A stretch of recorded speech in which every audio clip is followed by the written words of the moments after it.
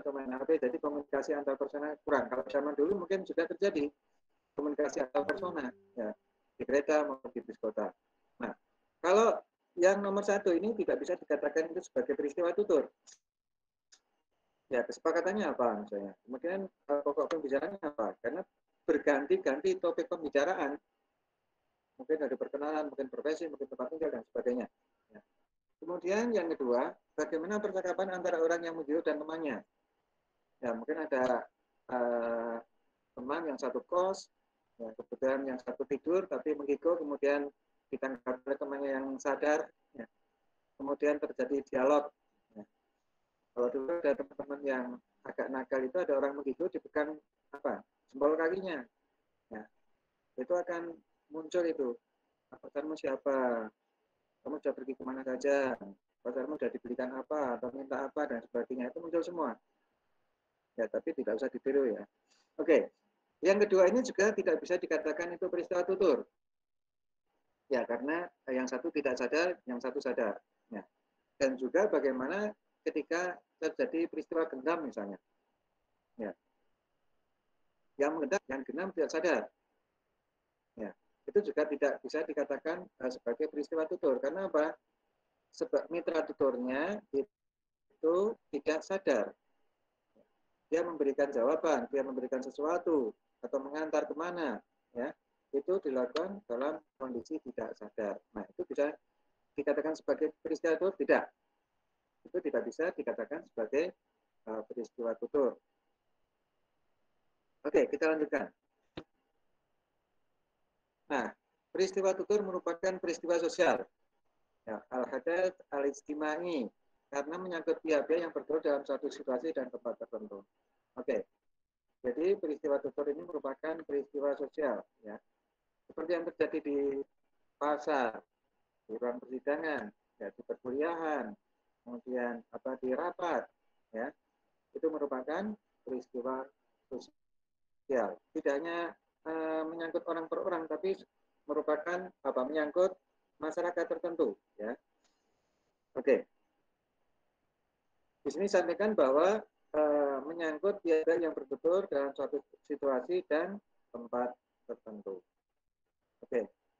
Baik, kita lanjutkan lagi. Nah,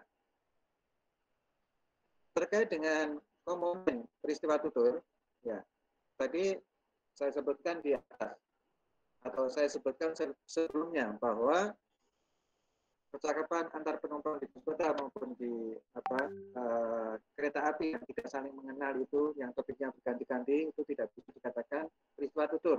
Karena apa?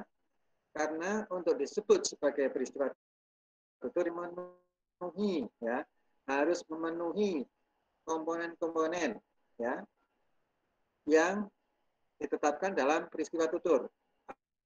Atau saya sebutkan bahwa sebuah percakapan dapat disebut peristiwa tutur jika memenuhi 8 komponen yang di huruf pertamanya disusun akronim speaking. Nah, ini saya ambilkan dari Durkheim. Ini sangat terkenal, ya, pendapat ini. Speaking itu apa saja? Ya, ini ada 8 komponen yang disingkat menjadi speaking. Nah, yang pertama adalah setting dan scan, atau dalam bahasa Arabnya al-khalfiyah wal mashhad. Ya, al-khalfiyah ini terkait dengan waktu dan tempat, sedangkan scan atau al-mashhad terkait dengan kondisi psikologis pembicaraan. Waktu, tempat, dan kondisi psikologis yang berbeda menyebabkan penggunaan variasi bahasa yang berbeda. Nah, ini ada contoh. Ya, ini saya ambilkan di sekitar Prambanan, ya. Ini kondisinya masih pagi, kemudian di mana-mana ada tulisan ini. Oke, awas gendam.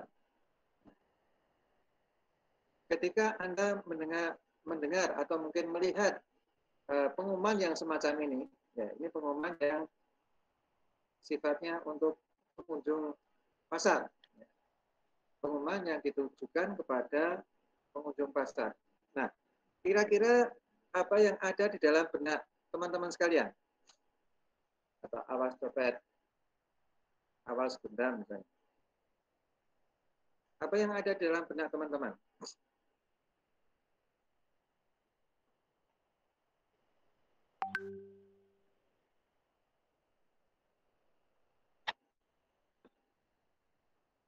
Halo?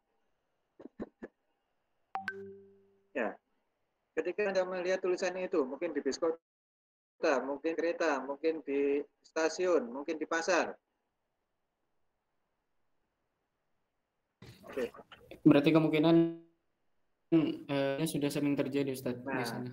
Oke. Berarti sudah banyak kejadian orang yang kena gendam. Ya, jangan dianggap itu hanya sebagai hiasan di pasar ya, atau di tempat umum. Ya, itu mengajarkan ke kita agar kita selalu sadar. Jangan ngeblank. Kalau ngeblank ditepuk, ya apa-apa bisa diminta. Ya. Oke, baik. Maaf. Ya. Kalau kita melihat tayangan yang semacam ini, nah itu settingnya di mana itu? Setting tempatnya di mana?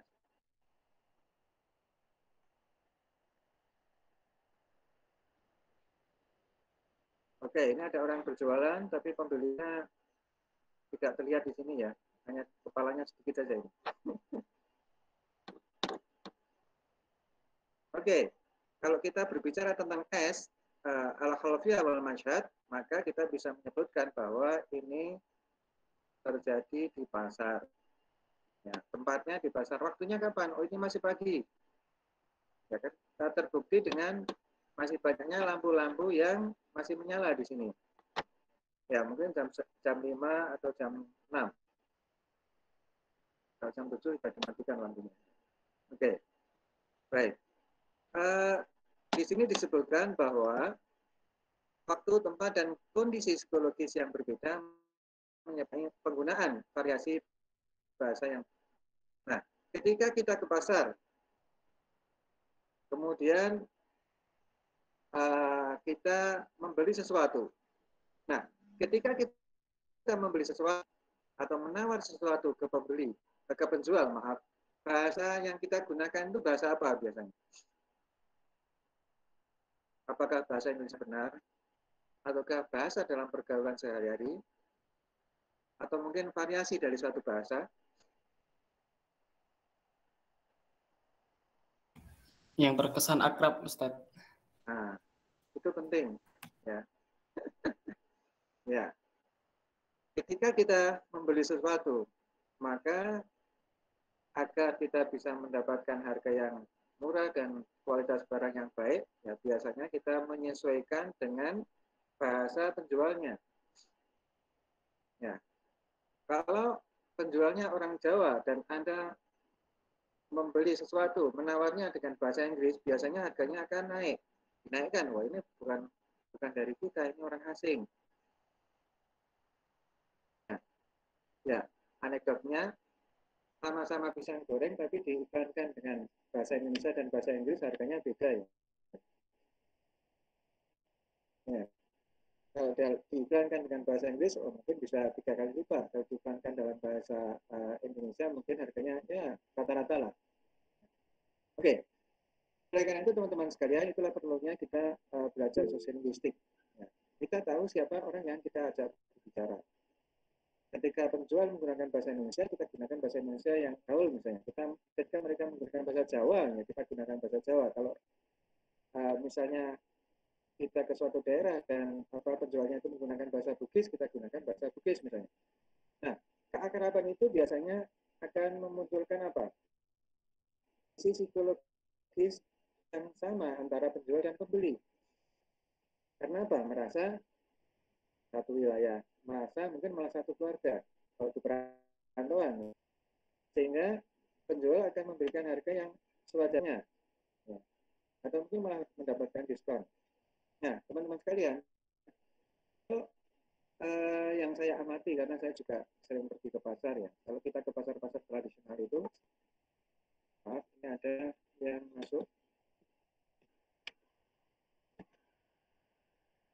Kalau kita sudah akrab dengan penjualnya. Kadang-kadang ada istilah nyewelasi atau prolasi.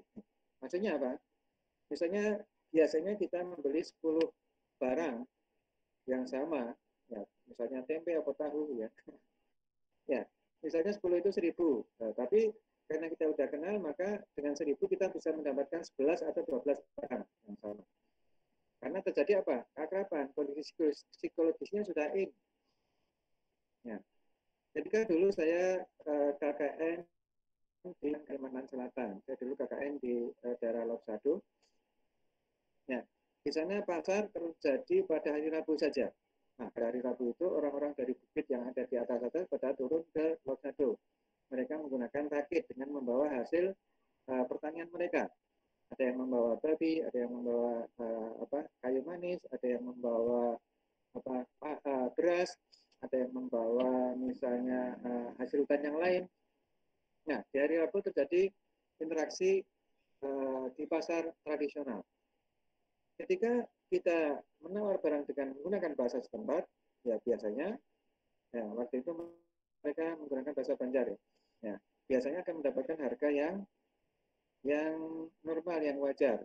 Tetapi kalau kita menawar dengan bahasa Indonesia, mereka menganggap bahwa kita itu dari luar mereka, sehingga apa? Sehingga harganya mungkin akan sedikit naik. Nah, kebetulan dulu sebelum kita dijunkan ke lapangan, selama 2 bulan kita sudah belajar bahasa sana, jadi tidak ada masalah. Awal-awal kita dengan anak-anak kecil, ya kita praktekkan. Kemudian ketika kita sosialisasi program ke masyarakat juga menggunakan bahasa mereka, ya, sehingga kita bisa diterima dengan baik. Oke. Baik, ini yang pertama tentang setting dan scan, al-halfiyah wal masyad. Kemudian P, ya, tadi speaking, ya, ini baru S, kemudian yang P, ini adalah al-musahimun atau partisipan. Ya. Partisipan adalah pihak-pihak yang terlibat dalam peristiwa tutur, yaitu penutur dan mitra tutur, penyapa dan pesapa, pengirim dan penerima pesan, dan lain sebagainya. Status sosial yang berbeda akan menyebabkan penggunaan ragam bahasa yang berbeda. Nah, ini dalam prinsip sosiolinguistik bahwa orang yang mempunyai status sosial yang tinggi itu juga akan menggunakan ragam bahasa yang berbeda dengan orang kebanyakan misalnya. Ya. Nah, teman-teman sekalian, al-musahimun ini siapa? Partisipan itu siapa? Ketika di ruang kuliah ini, ya, penuturnya saya dan teman-teman sebagai mitra tutur semuanya. Ya. Ketika di pasar, saya sebagai penutur dan mitra tuturnya adalah penjual, atau sebaliknya. Ya. Penyapa dan pesapa, ketika kita jalan ke kampus, kemudian ada orang tua di jalan yang mau ke sawah misalnya, terjadi sapa menyapa. Nah, kita sebagai penyapa dan petani itu apa? Orang yang, ya. Ketika kita dengan kelompok atau grup WA kita, nah pasti di sana ada pengirim dan penerima pesan. Ya, pengirimnya kita anggota grup yang mengirimkan pesan dan anggota yang lain sebagai penerima pesan. Oke, baik. Ini ada beberapa contoh. Nah, kalau melihat contoh ini siapa pengirim dan penerimanya?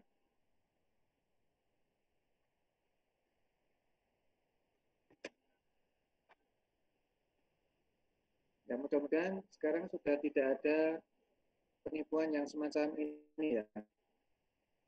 Dulu beberapa waktu yang lalu atau beberapa tahun yang lalu masih marak terjadi penipuan yang semacam ini. Papa minta pulsa, mama minta pulsa, adik minta pulsa, dan sebagainya. Nah, kalau kita melihat tayangan ini, siapa pengirim dan siapa penerima?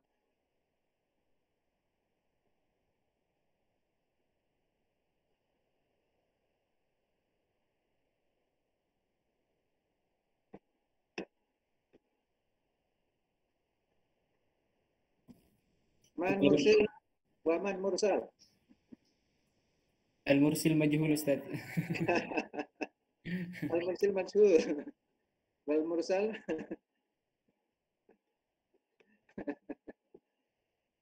Ya, pengirimnya adalah penipu ya. Ya, penerimanya yang punya nomor HP itu. Ya, nah ini Bapak tolong isikan pulsa 20.000 ke nomor ini, penting sekali. Nah, oh, kan Bapak sudah meninggal. Oh iya ya, maaf nak, Bapak lupa. Oke Pak, yang tenang di sana ya. Ya Pak, terus nanti dimarahi malaikat. Oke, oke. Teman-teman sekalian, hati-hati dengan modus penipuan Leversoft. Ya. Beberapa waktu yang lalu, ya,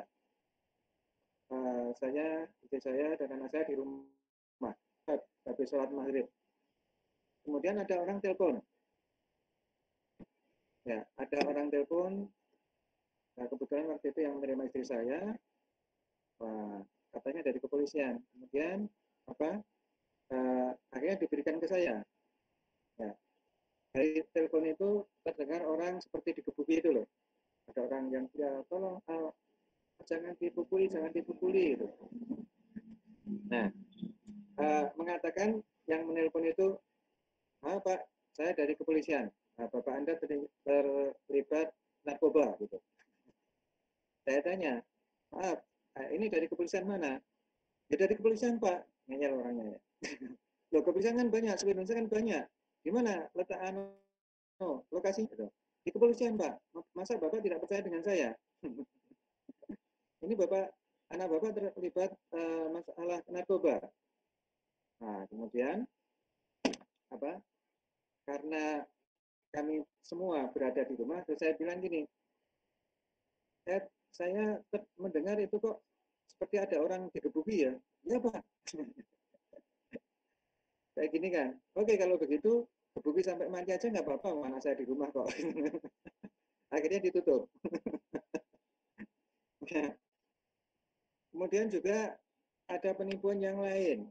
Ya, nelpon tentang penipuan juga yang hadiah. Nah, mungkin teman-teman juga harus hati-hati juga.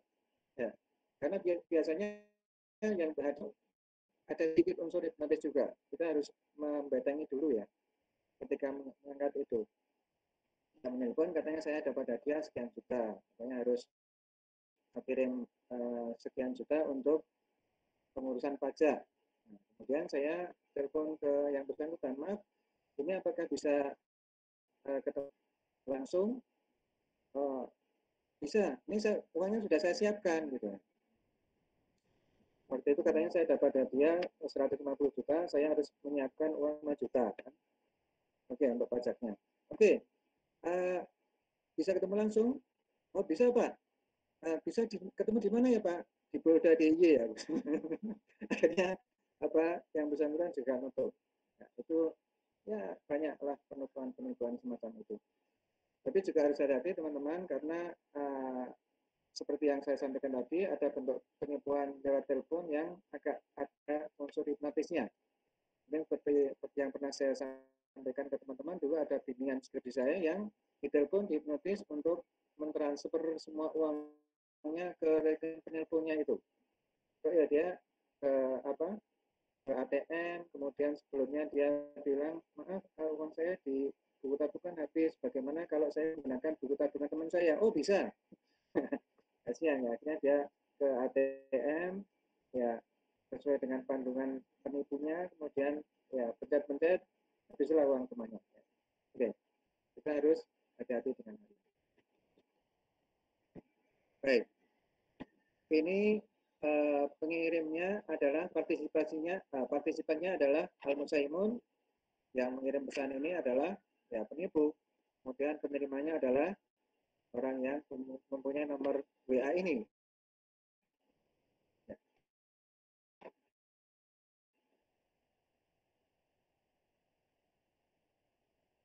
Kemudian ada contoh yang lain.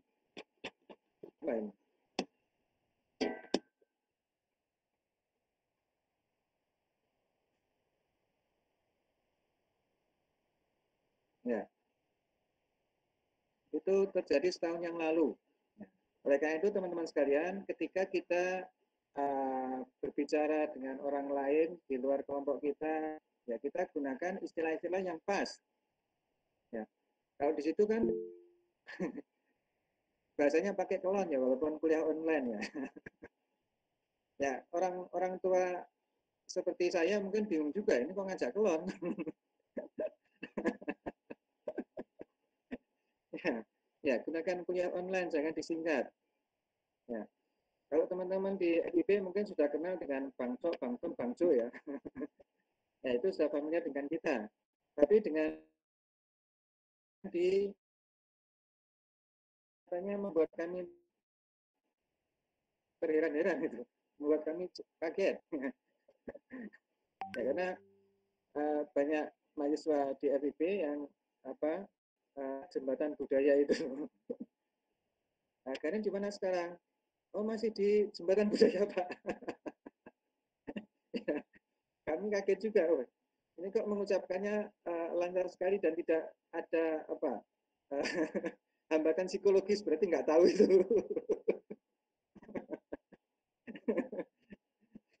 Ya, oke. Okay. Jadi ya nggak punya dosa karena apa? Nggak tahu artinya ya. Ya, oke. Jadi gunakan istilah yang sama-sama dipahami ya, jangan disingkat. Dan singkatan itu membuat orang lain bingung. Ini maksudnya apa? Ya, oke. Jadi maaf di dalam contoh ini partisipannya adalah mahasiswa, ya. Kemudian yang menerima pesan itu siapa? Dosen. Ya. Nah, kemudian ini ada contoh lagi teman-teman. Ini saya ambilkan dari HP juga, PA.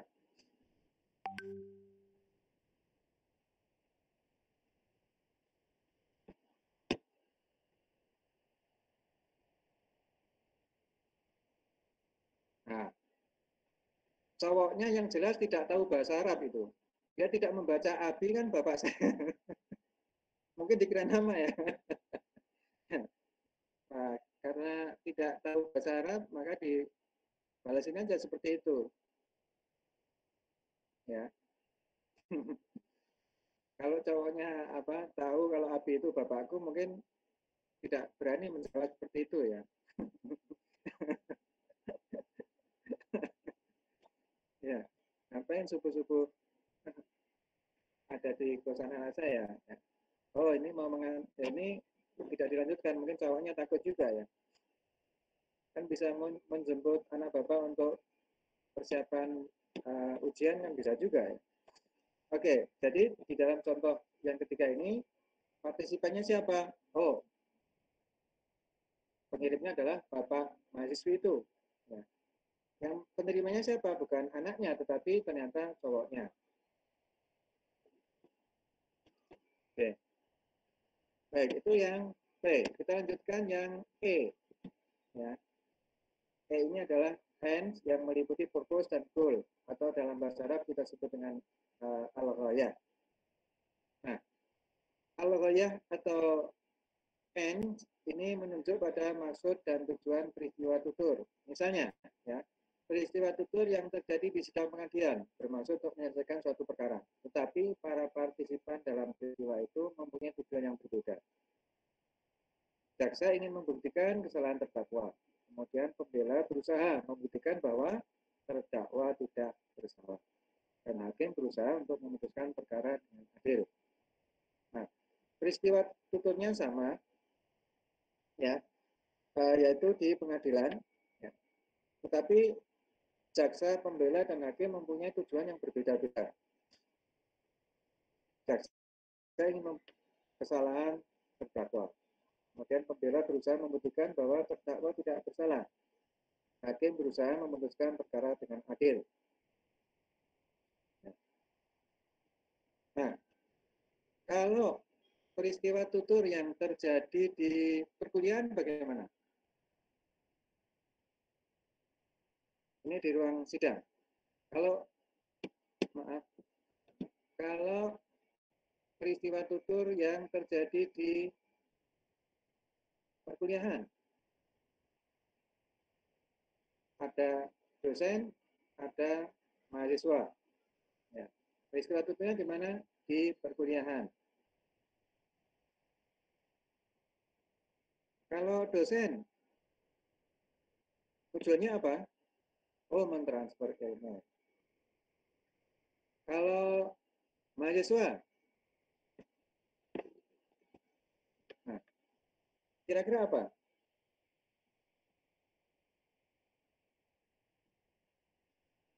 Kalau saya kemampuan yang saya miliki, saya ingin mentransfer ilmu kepada teman-teman sekalian. Nah, kalau mahasiswa bagaimana? Tujuannya apa? Kira-kira? Apakah ingin mendapatkan teman yang banyak dari luar universitas? Ataukah ingin mendapatkan jodoh?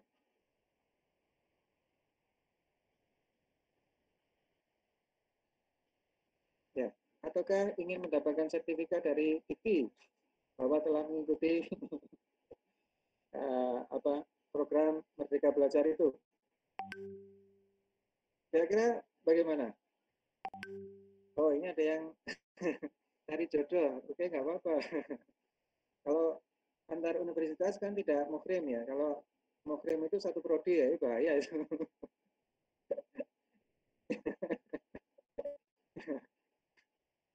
Oke, ada yang menjawab apa namanya mencari jodoh. Oke, yang lain apa? Mencari ilmu yang baru atau menambah ilmu yang baru.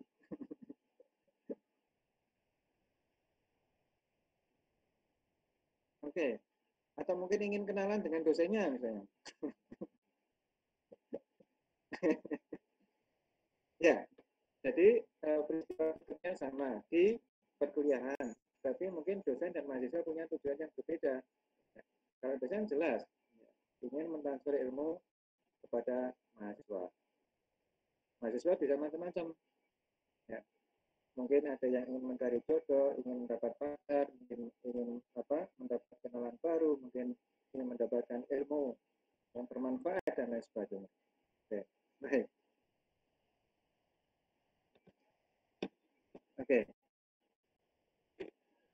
Kalau tadi yang di pasar misalnya, mungkin ada yang bisa menjawab bagaimana peristiwa tutur yang terjadi di pasar antara penjual dan penutur. Ada yang ingin menjawab? Silakan.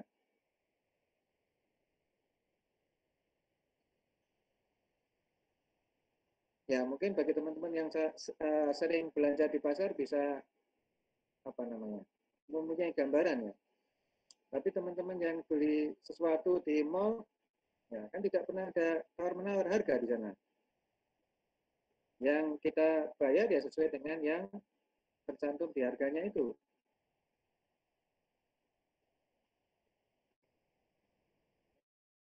Oke, kalau Anda jual beli online itu ada tawar-menawar harga enggak? Atau ini 1 juta ya itu 1 juta gitu. Tidak bisa turun dari itu. Ada yang bisa ditawar, ada yang mentok, Ustaz. Harga mati. Sudah, 1 juta sudah nggak bisa. Ya, ya. Mungkin Jafir bisa menjawab. Ya, peristiwa tutur yang terjadi di pasar antara penjual dan pembeli.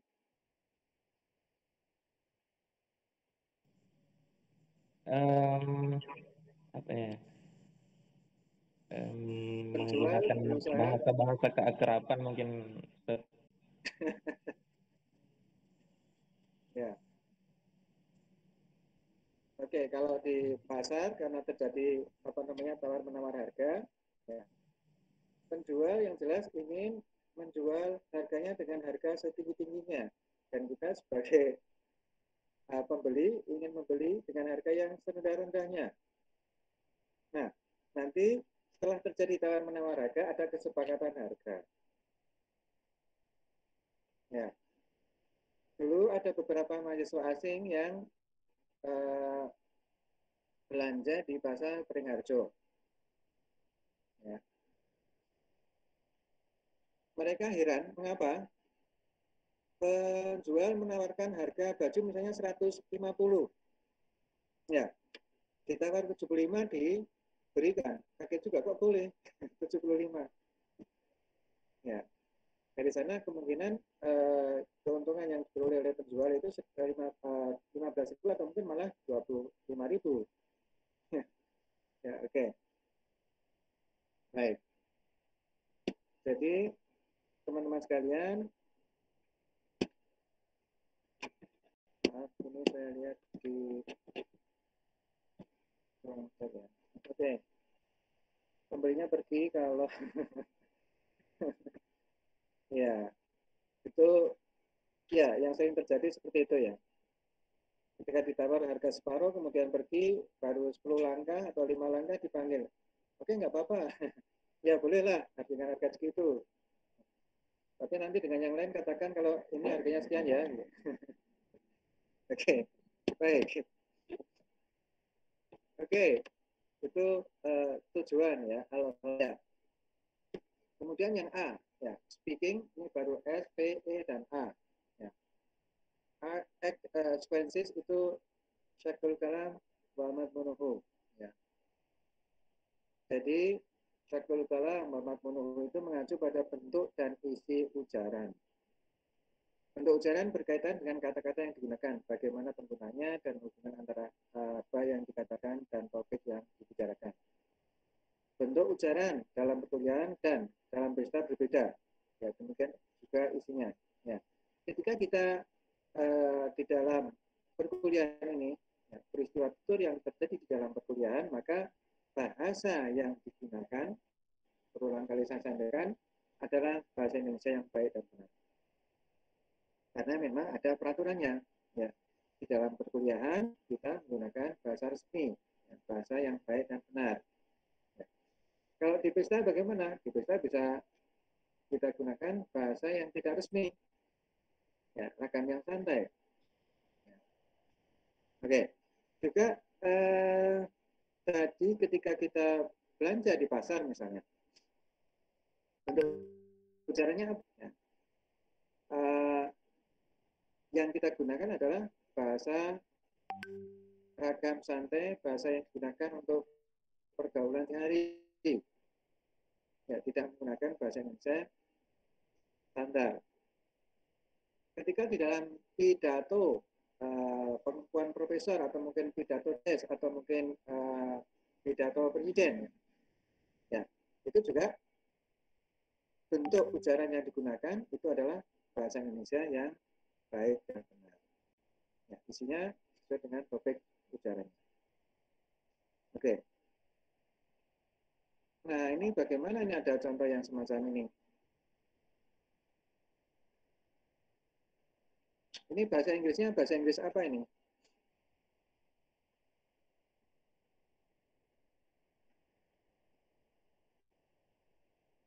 Ya, maunya berbahasa Inggris tapi ya mungkin karena tidak tahu tulisan yang baik, yang benar seperti apa, ya seperti itu ya.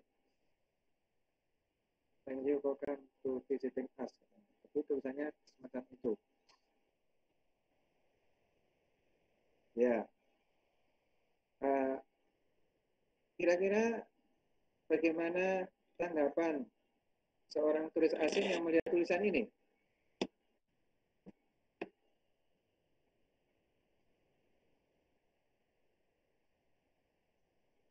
Ya, padahal menurut tukang beca yang pandai bahasa asing, ada Inggris, Perancis dan sebagainya itu, mereka lebih senang apa namanya belajar bahasa asing ke penuturnya, penutur asingnya. Mengapa? Karena kalau salah pasti dibetulkan. Kalau belajar dengan selama orang Indonesia kadang-kadang kalau salah kan masih salah-salahkan ya, tidak dibetulkan. Ya. Dulu pernah saya lihat di acaranya Mas Deddy Corbuzier itu yang tukang becak tapi bisa berbagai macam bahasa. Intinya itu dia langsung berbicara dengan penutur aslinya. Ya. Kalau salah pasti dibetulkan. Ya. Oke. Jadi ini tidak sesuai dengan apa bentuk ujarannya ya. seharusnya dia gunakan bahasa Inggris yang benar, tapi kelihatannya yang ditulis di sini adalah bahasa Inggris yang ya model satu daerah tertentu yang ada di tempat kita. Oke.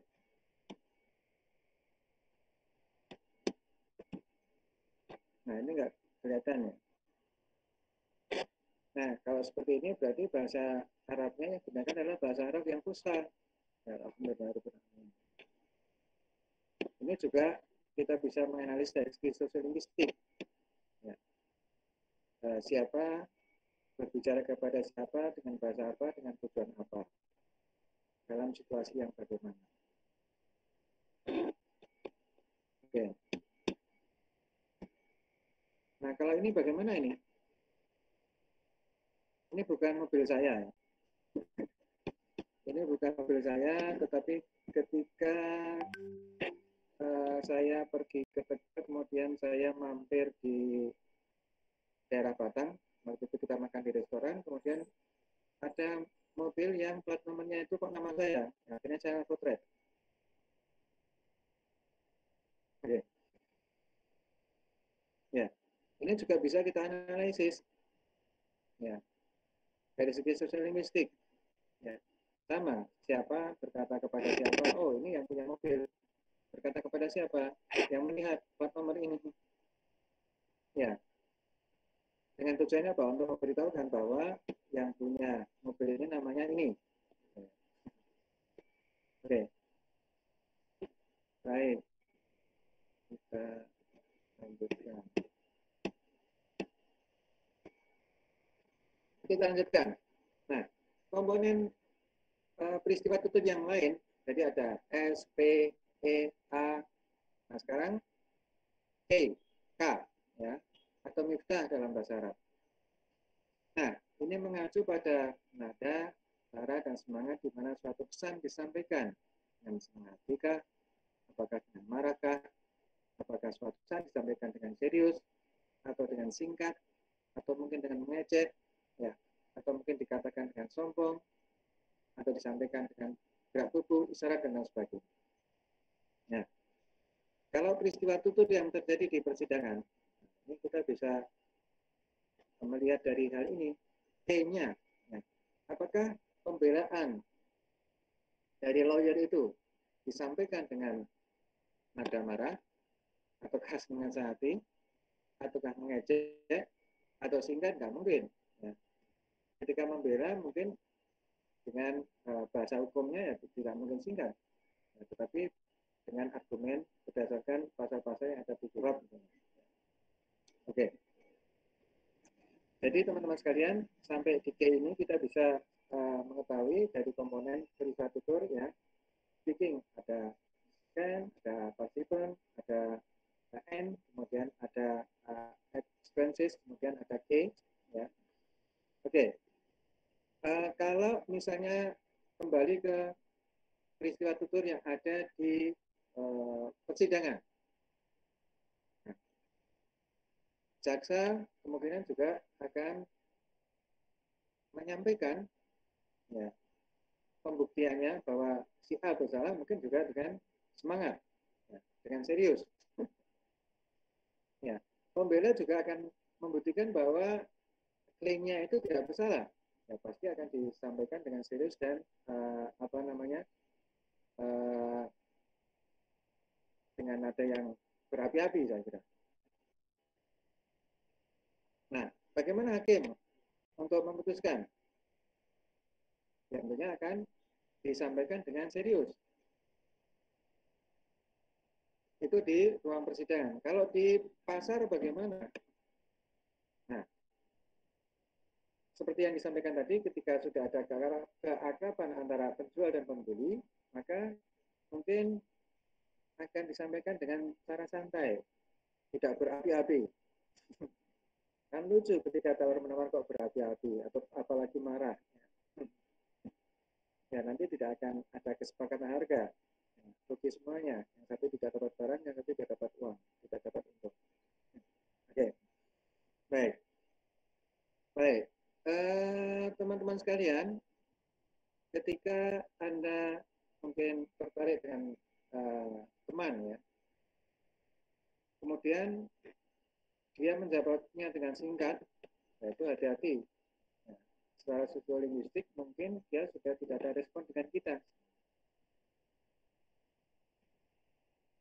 Ya, ketika misalnya ya, si A sudah berpanjang lebar, mungkin latar belakangnya dengan memuji dulu dan sebagainya, kemudian di send ke dia taksir itu, jawabnya hanya ya toh atau tidak gitu.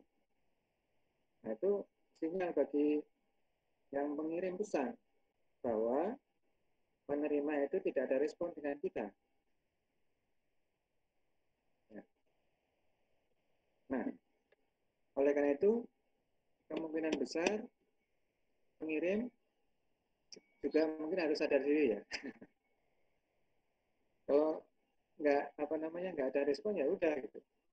Mungkin ganti plan B, ganti aja yang lain daripada sakitnya diganti dengan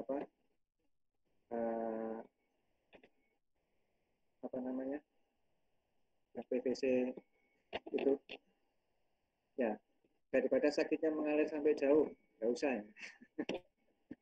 Oke, baik teman-teman sekalian, dengan belajar sosiolinguistik kita bisa mengetahui respons seseorang dari bahasanya. Kita bisa mengetahui apakah seseorang itu senang dengan kita atau marah dengan kita atau serius dengan kita ya. Itu bisa kita lihat dari bahasanya. Nah, olah rasa dalam berbahasa ini juga penting.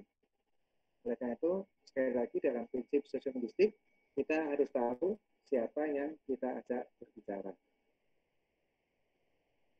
Nah, dari segi sosiolinguistik, apakah dia itu lebih tua atau lebih muda atau sepadan dengan kita?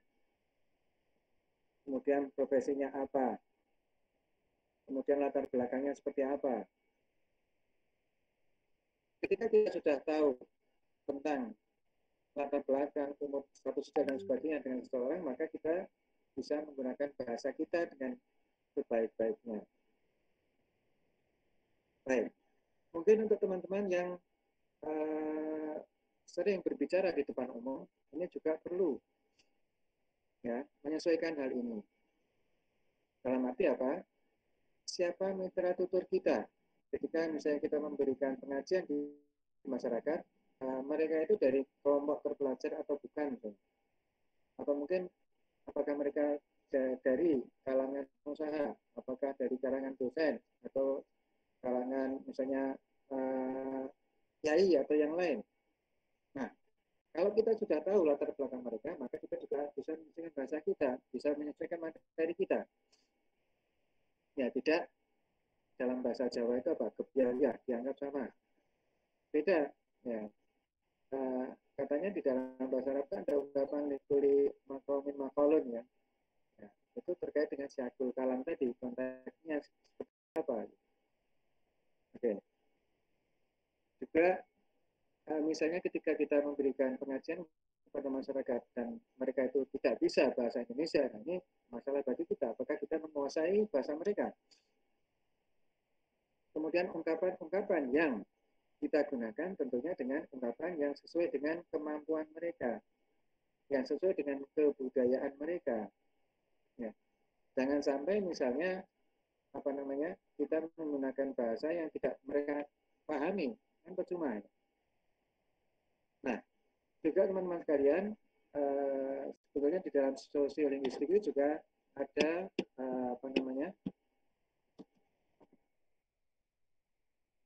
kajian tentang tabu. Tabu itu berkaitan dengan ucapan dan juga perilaku. Mungkin kita tidak boleh mengucapkan kata-kata tertentu, ya. Kita tidak boleh melakukan hal-hal tertentu.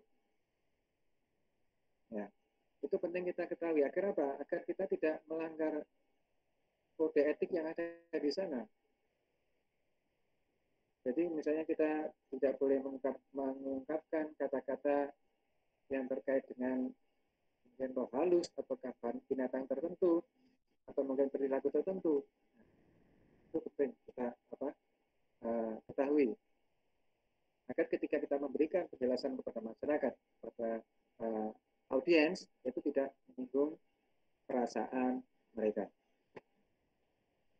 Nah, teman-teman sekalian, pada waktu kami, ya karena kami dulu ada 120 mahasiswa yang KKN di pedalaman. Ya, ketika kami KKN di pedalaman Kalimantan dulu, itu ada teman kami yang sakit parah, dibawa ke dokter, didiagnosis, ini nggak ada apa-apa, tapi teman saya masih kesakitan. Kemudian kita panggil penghulu adat. Menurut penghulu adat, nah ini ada kesalahan dengan warga di sini nih. Oke, ini gimana Pak agar sembuh? Ya, minta maaf saja. Ya, akhirnya teman saya meminta maaf pada warga. Kalau ketika dalam sosialisasi itu ada kata-kata yang menyinggung perasaan. Ketika dimaafkan, ya udah sembuh. Jadi teman-teman sekalian, sekali lagi, ketika kita berbicara di depan umum, ya kita harus tahu latar belakang mereka. Terlebih lagi kita juga harus tahu hal-hal tabu yang tidak bisa diungkapkan di hadapan mereka. Ya, agar apa? Agar komunikasi antara penutur dan minta tutur itu bisa berjalan dengan baik. Itu pesan saya. Oke, sampai di sini adakah pertanyaan? Hal lain bertemu soal ya kawan?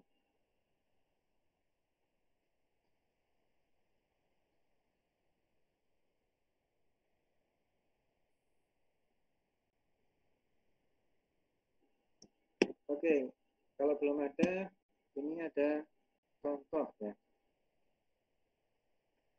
Ada seseorang yang di tangannya ada tato tulisan Arab.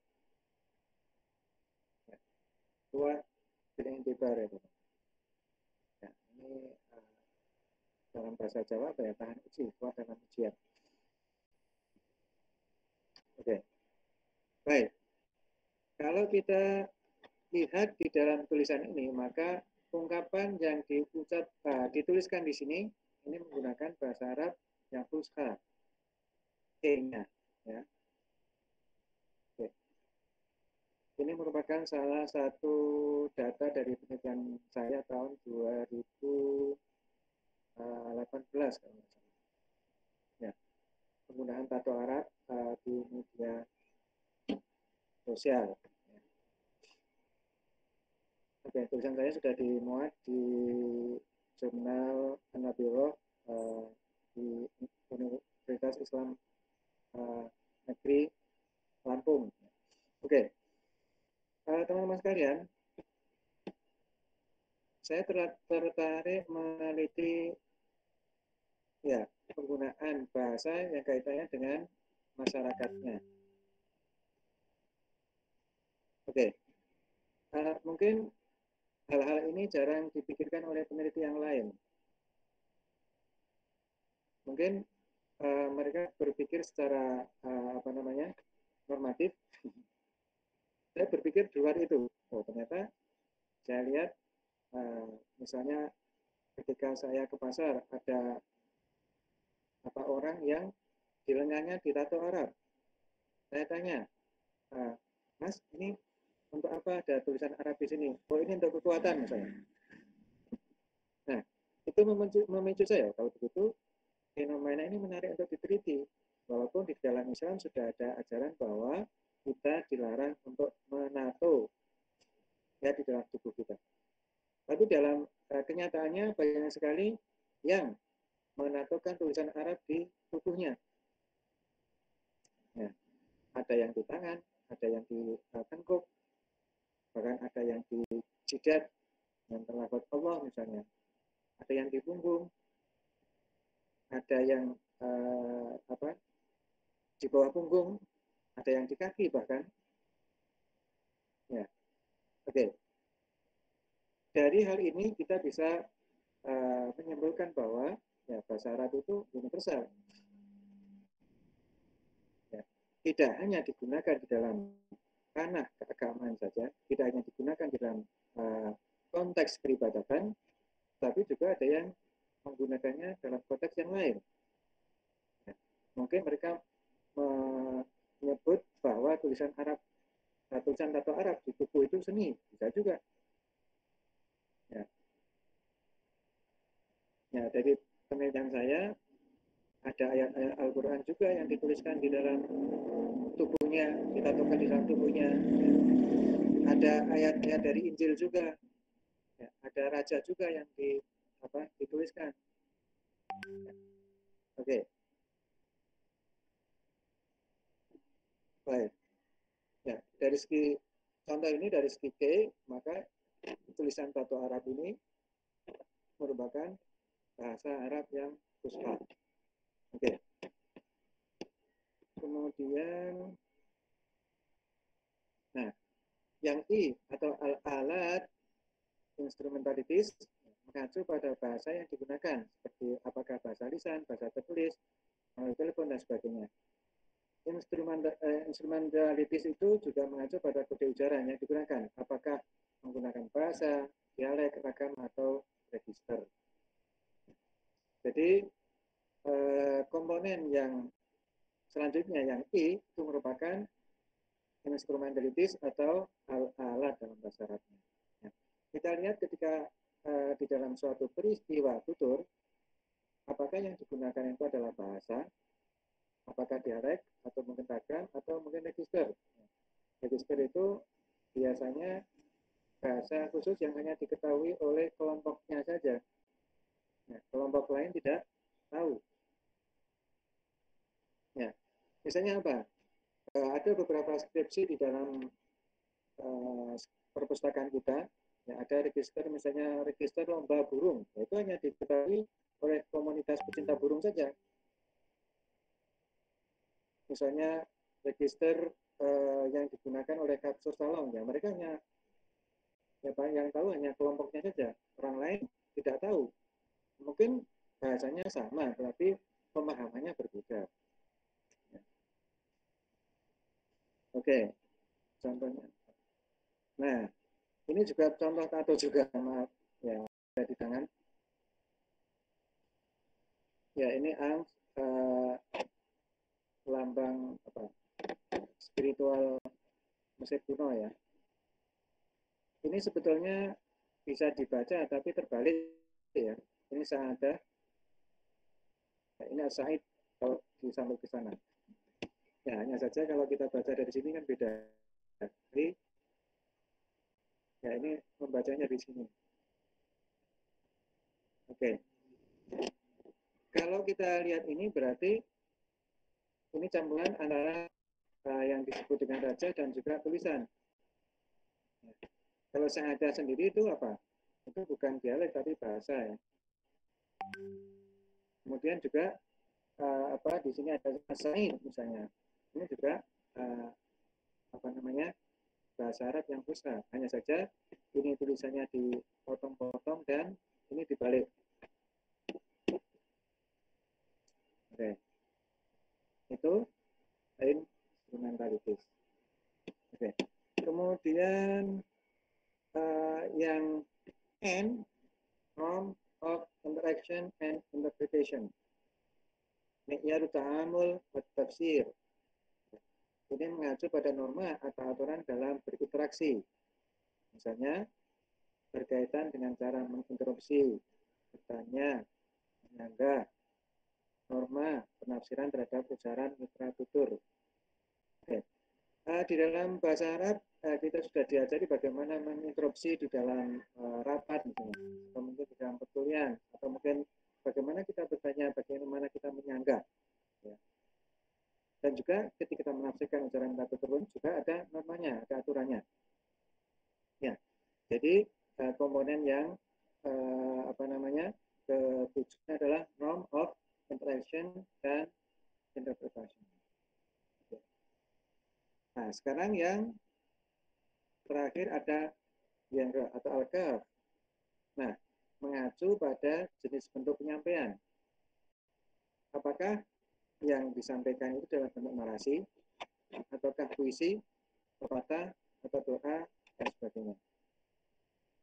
Ini saya berikan contoh ini. Maaf, ini juga data penelitian saya ya.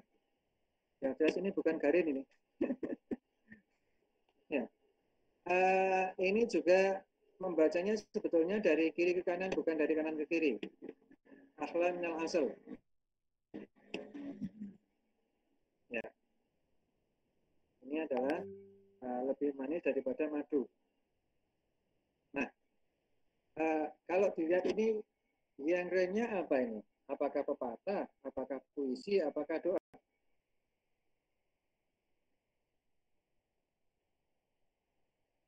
Ya, ini berarti pepatah ya, bukan doa, bukan puisi.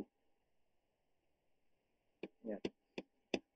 Oke, ada contoh yang lain.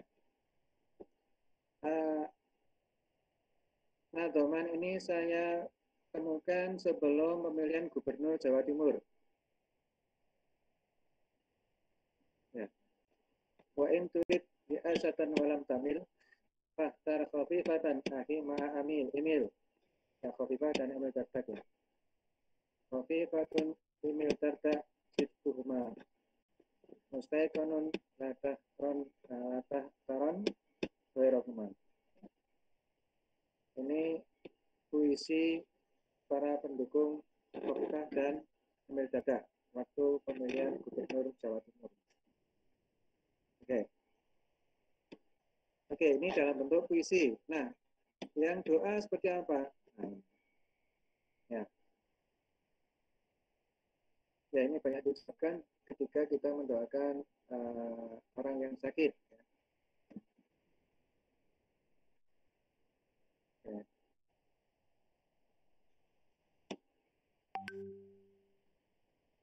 Kalau puisi apa? Oh, ini.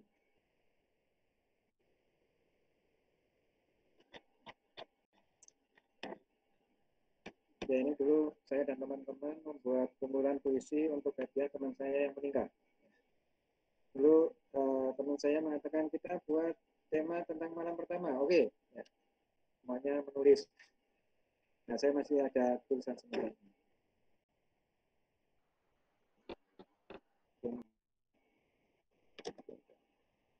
Nah, kesimpulannya apa dari yang disampaikan oleh Dino, bahwa komponen tutur yang disampaikan oleh Wilhelms tidak berbeda dengan apa yang disampaikan oleh pembicaraan sosial linguistik. Who speak, what language, to whom, when, and what end. Jadi siapa yang berbicara, menggunakan bahasa apa, kepada siapa, kapan, dan dengan tujuan. Nah, oleh karena itu, teman-teman sekalian, yang saya tulis kuning ini perlu kita pahami dan kita gunakan dimanapun.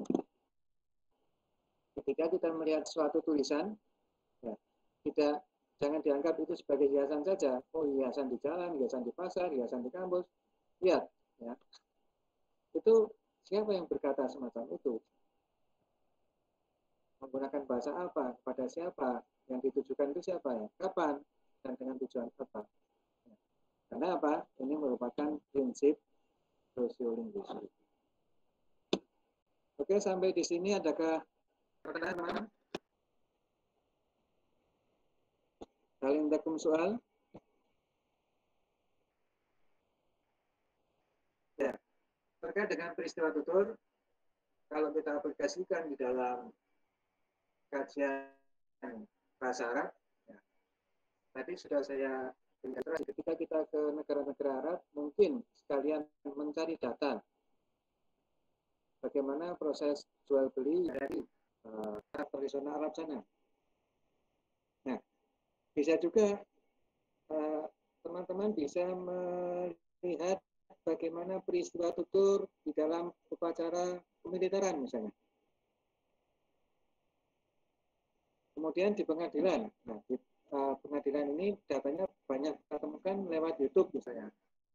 Atau mungkin dengan media yang lain. Atau mungkin kita bisa melihat peristiwa tutur di tempat yang lain di negara Arab sana. Oke. Nanti kita bisa cari speakingnya.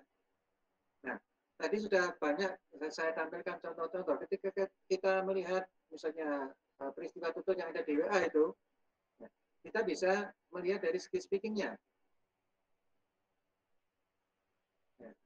Dari segi latarnya di mana, waktunya kapan, tempatnya di mana.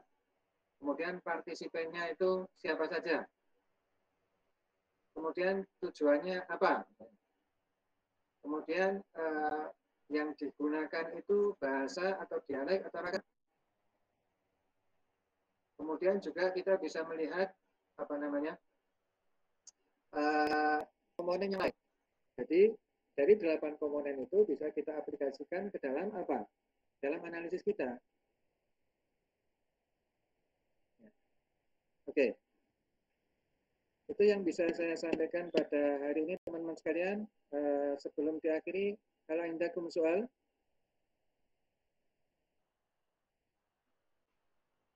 Atau mungkin Anda tinggal di pondok, bisa juga Anda menulis tentang peristiwa tutur tentang apa? Proses belajar mengajar yang ada di pondok A misalnya. Tentunya yang kaitannya dengan bahasa Arab. Atau mungkin kegiatan-kegiatan yang lain. Oke. Oke. Ada pertanyaan?